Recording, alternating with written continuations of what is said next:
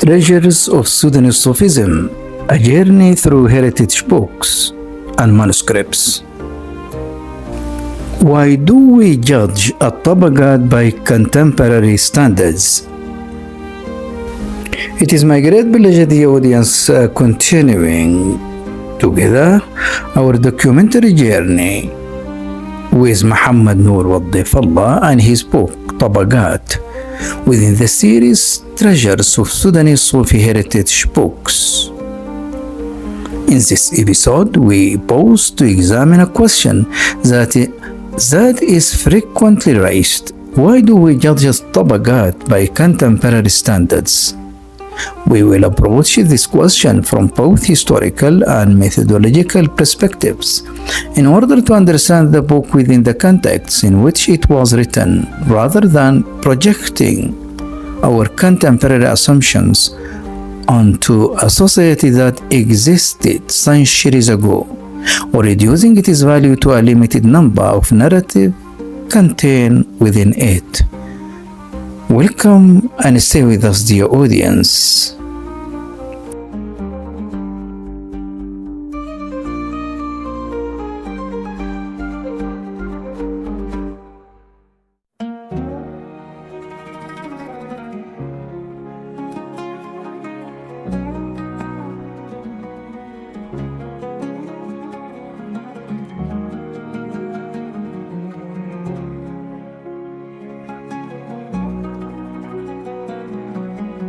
So as you listen, the audience, our encounter with Muhammad Noor Waddifallah renews today. And in this episode, just I would like to answer the question, why do we judge الطبقات by contemporary standards? الطبقات في خصوص الأولياء والصالحين والعلماء والشعراء في السودان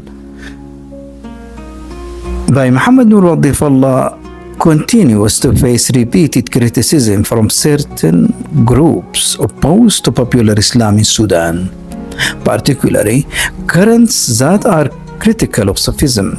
They often use some of the book contents as a basis for attacking both the book itself and the broader Sudanese Sufi experience.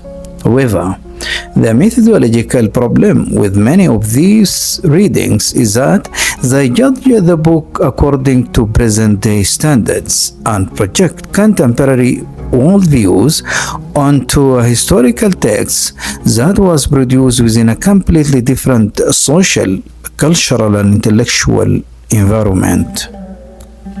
From a logical standpoint, any historical document should be understood within the context of its own time, place, and the society that produced it, not according to the standards of a different era.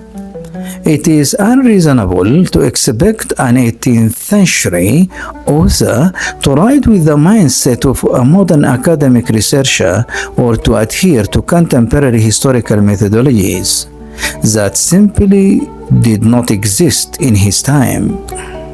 Waddifallah was not attempting to produce a book of jurisprudence, theology, or rational philosophy. Rather, he was documenting the collective memory of an entire society, recording narratives, biographies, and traditions that form part of Sudan's religious and cultural consciousness.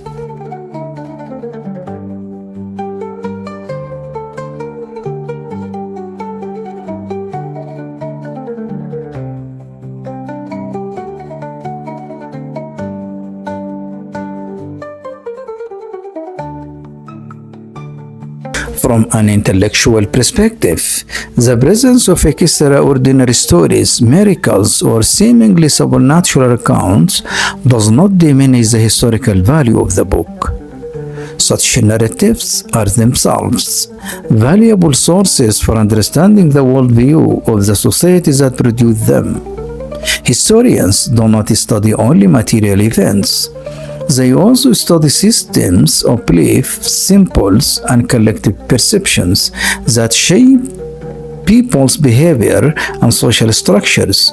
Therefore, the book should be approached as a cultural and social document reflecting Sudanese society during that period, rather than a doctrinal text establishing binding religious beliefs.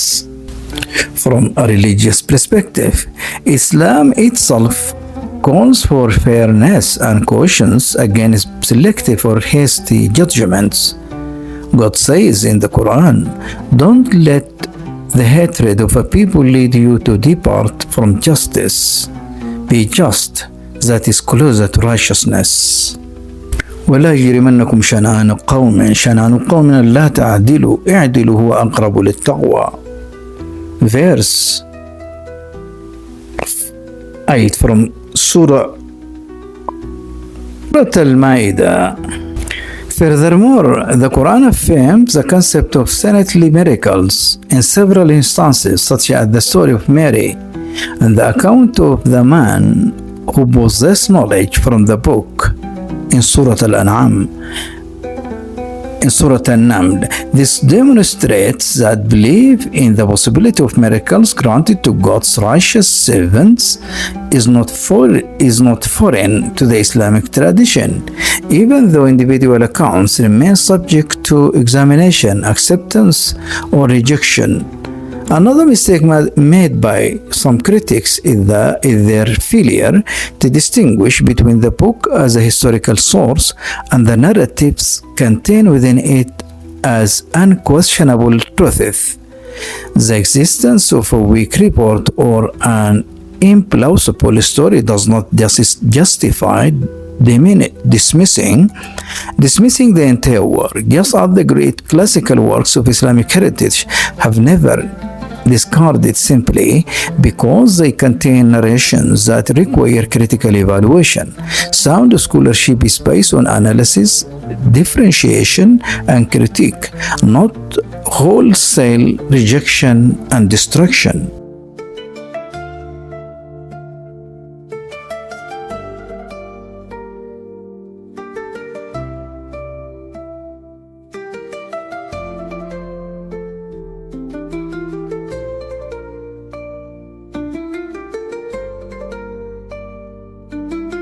الطبقات is far more than a book about Sufi figures. It is a civilizational document that perceives an important dimension of Sudanese collective memory. It records patterns of religious life, social relationships, traditional education institutions, Quranic schools, the activities of scholars and senates, and the formation of Sudan collective cultural consciousness over many centuries. For this reason, judging the book exclusively by contemporary standards constitutes a methodological and historical error. The past is not understood by condemning it. Rather, it is understood by studying it within the context in which it emerged.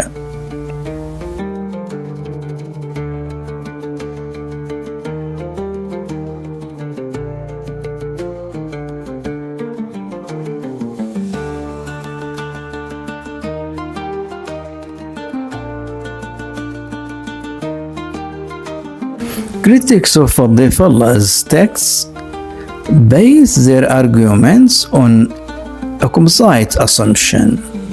namely that Tabagat fails to present a positive image of Sufism in Sudan, that the author did not explicitly refute the legendary and mythical narratives that undermine the credibility of the Sufi path, and that the editor, by publishing the book, contributed to the dissemination of such accounts, thereby damaging the reputation of certain Sufi orders and their leading figures.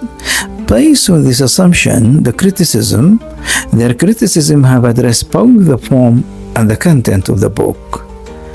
Dr. Muhammad Abdullah al-Hussein, in his article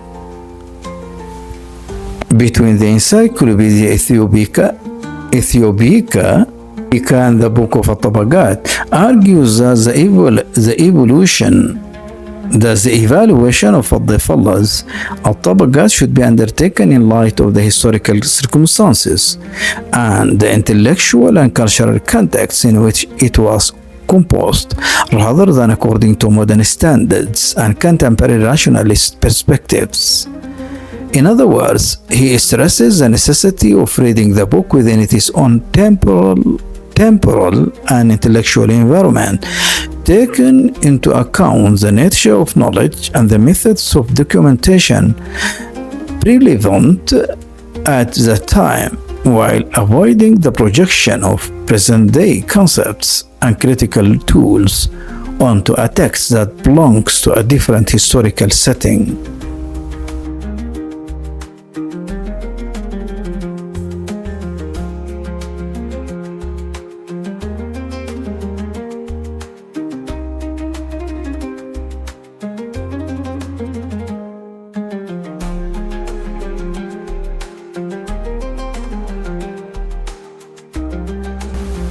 The second position adopted by critics is to judge the texts of Al-Tabaqat in light of the Quran, the Sunnah, and the authentic principles of Sufism. They argue that the book contains numerous false narratives concerning Sufism in Sudan, which they contend were fabricated by disciples and illows out of pride and admiration of their shuyukh. However, opponents of this position are themselves divided into two groups. The first group attempts to evaluate Al-Difallah's narratives through the lens of the Quran and the Sunnah and categorizes them into acceptable and unacceptable accounts. From their perspective, the unaccepted narratives are those related to intercession, tawassul, knowledge of the unseen, miracles considered religiously and rationally unacceptable, supernatural practices, that the visitation of the graves and the construction of domes over tombs. As for the acceptable narratives, they cite the example of Sheikh Mahmoud al-Araki, who instructed people to observe the waiting period, iddah, because according to Al-Difallah, some Sudanese communities at that time would marry off divorced women immediately after divorce without observing the prescribed waiting period and ensuring the purity of lineage.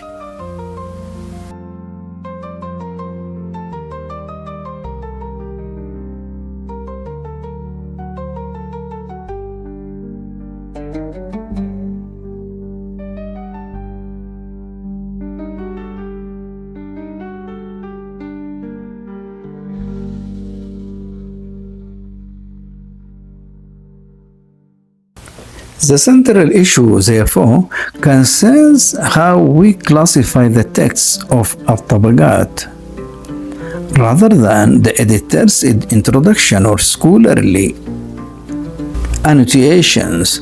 Should these texts be regarded as religious texts that must be purified and revised according to Islamic law and authentic Sufi principles? Or should they be understood as texts of social and psychological history relating to the central Sudanese personality? If the latter, they become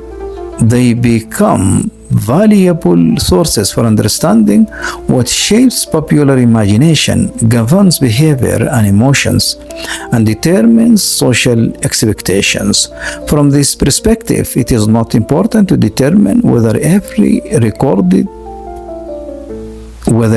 event recorded in the book actually occurred. What matters is that a significant portion of society believes that these events had occurred and organized their behavior accordingly. In this way, a collective mentality and social conscience emerge, shaping both conscious and subconscious patterns of behavior. This conclusion is reinforced by the important field study conducted by Dr. Sharafuddin Al-Amin Abdussalam for his PhD dissertation at Indiana University in 1983, later translated into Arabic by Yusuf Hassan Madani and Muhammad Al-Mahdi Bushra under the title The Miracles of Senates, Study in Their Social and Cultural Contexts, and published by the Institute of African and Asian Studies in 2007. In many respects, this study represents a contemporary extension of the miraculous traditions recorded in الطبقات, situating them within their social and cultural contexts and analyzing their functions, including healing practices, supernatural insight into hidden matters, predictions about the future, transformations of beings, the ability to fly or walk on water, control over living creatures, and even the revival of the dead. Through this framework, Sharafuddin examines the functional relationships among the Senate, the narrator, and the audience of disciples and believers who validate these miracles within comparable social and cultural environments.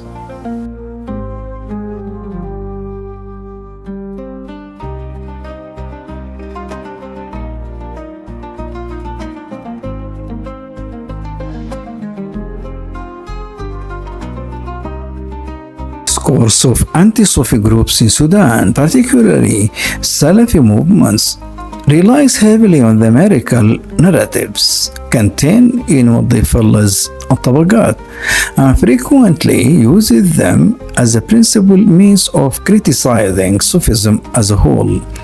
Yet, this approach is marked by methodological selectivity, reducing the book to a single dimension, while neglecting its broader historical, social, and cultural significance. As reflected in الطبقات and other historical sources, Sufism in Sudan was never merely a set of spiritual practices or miracle stories. Rather, it played a foundational role in the construction of Sudanese society through the establishment of Halawis, Quranic schools, the dissemination of religious education, the promotion of ethical values, and its contribution to the emergence of villages, social organization, and the fulfillment of communal needs across diverse environments. These fundamental contributions, however, are often overlooked in Salafi critiques, which tend to focus almost exclusively on miracles as the primary criterion for evaluating Sufism. However, are often overlooked in Sufi critiques, which tend to focus almost exclusively on miracles as the primary criterion for evaluating Sufism. So the audience, as you listen and as you follow, just I have shared these points, I have shared these ideas on answering the question, why do we judge الطبقات by contemporary standards?